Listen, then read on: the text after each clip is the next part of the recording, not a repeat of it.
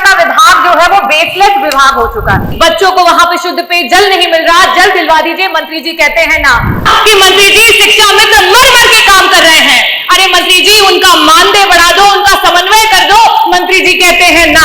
आज मानसून सत्र के दौरान देखने को मिला कि काफी ज्यादा घमासान हुआ। विपक्षी नेता डॉक्टर रागनी सोनकर ने शिक्षा मंत्री संदीप सिंह के सामने ऐसे सवाल खड़े कर दिए कि संदीप सिंह चुप रह गए। उन्होंने सीधी तौर पर शिक्षक भर्ती से लेकर शिक्षा मित्रों तक के मुद्दे को जमकर उठाया, जहां पर उन्होंने स्कूल मर्जर पर भी काफी सारे तीखे सवाल किए और सीधे तौर पर ये बात कह दी कि हम लंबे समय से शिक्षा मित्रों के मानदेय की बढ़ोतरी की बात कर रहे हैं, लेकिन शिक्षा मंत्री संदीप सिंह का जवाब हर चीज के लिए ना होता है। और इस दौरान देखने को मिला कि शिक्षा मंत्री संदीप सिंह बिल्कुल चुप से बैठे हुए थे, उन्होंने कोई भी जवाब नहीं दिया। जिस तरह से आज डॉक्टर रागनी सोनकर ने सारे धरातल के मुद्दों को सदन में रख दिया है, उन्होंने एक एक मुद्दे को उठाया। शिक्षक भर्ती का मुद्दा रहा, स्कूल मर्जर का मुद्दा रहा, रसोइयों का मुद्दा रहा, यहाँ तक कि शिक्षा मित्रों के मानदेय का भी मुद्दा रहा, लेकिन सरकार ने कोई उचित जवाब नहीं दिया। देखने को मिल रहा है कि विपक्ष की तरफ से लगातार उन सभी धरातल के मुद्दों को उठाया जा रहा है जो इस वक्त पर चर्चा का विषय बने हुए, लेकिन सरकार की तरफ से कोई भी उचित जवाब नहीं दिया जा रहा है। सरकार बस उन्हीं सारी चीजों पे बात कर रही है जो सरकार की तरफ से की गई है, फिर वो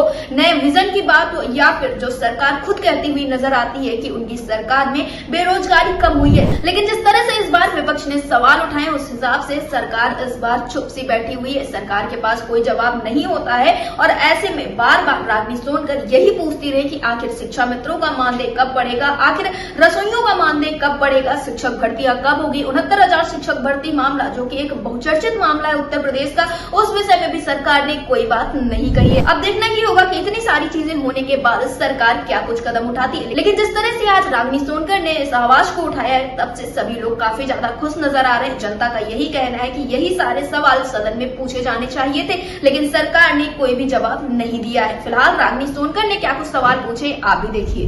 9 वर्षों की जब से ये सरकार है, लगातार विपक्ष और हमारे राष्ट्रीय अध्यक्ष अखिलेश यादव जी आप लोगों को सुझाव देते आए हैं, लेकिन आपने ना तो सुझाव को सुना और ना ही उस पर कोई कार्य किया। मैं अध्यक्ष जी अगर विजन के उत्तर प्रदेश के विजन की बात करूंगी तो ये जरूर कहना चाहूंगी कि प्रदेश का विजन तभी धरातल पर उतरेगा जब उसका सारा विभाग एकत्रित होकर के एक साथ काम करेगा। हमारे बेसिक शिक्षा मंत्री जी यहीं पे हैं। आज बेसिक शिक्षा का विभाग जो है वो बेसलेस विभाग हो चुका है, क्योंकि इसी सदन में कई बार बोला गया कि मंत्री जी विद्यालय जर्जर हो चुके हैं, विद्यालयों को बनवा दो। मंत्री जी ने कहा ना। मंत्री जी स्कूलों में जो है शौचालय नहीं है, बनवा दीजिए, मंत्री जी ने कहा ना। हमने कहा कि मंत्री जी बच्चों को वहां पे शुद्ध पेयजल नहीं मिल रहा, जल दिलवा दीजिए, मंत्री जी कहते हैं ना। हमने कहा कि विद्यालयों में इलेक्ट्रिसिटी नहीं है, मंत्री जी विद्युत जो है उसको वहां पे आपूर्ति करवा दीजिए, मंत्री जी कहते हैं ना। हमने कहा आज पूरे उत्तर प्रदेश में 2 लाख से भी ज्यादा बच्चे हैं जो टेट और सुपर टेट पास करके धरने पे बैठे हैं कि एक दिन बेसिक शिक्षा विभाग की वैकेंसी आएगी और उनको नौकरियां मिलेंगी, मंत्री जी वैकेंसी निकलवा दो, मंत्री जी कहते हैं ना। हमने मंत्री जी को कहा कि मंत्री जी शिक्षा मित्र मर मर के काम कर रहे हैं। अरे मंत्री जी उनका मानदेय बढ़ा दो, उनका समन्वय कर दो, मंत्री जी कहते हैं ना।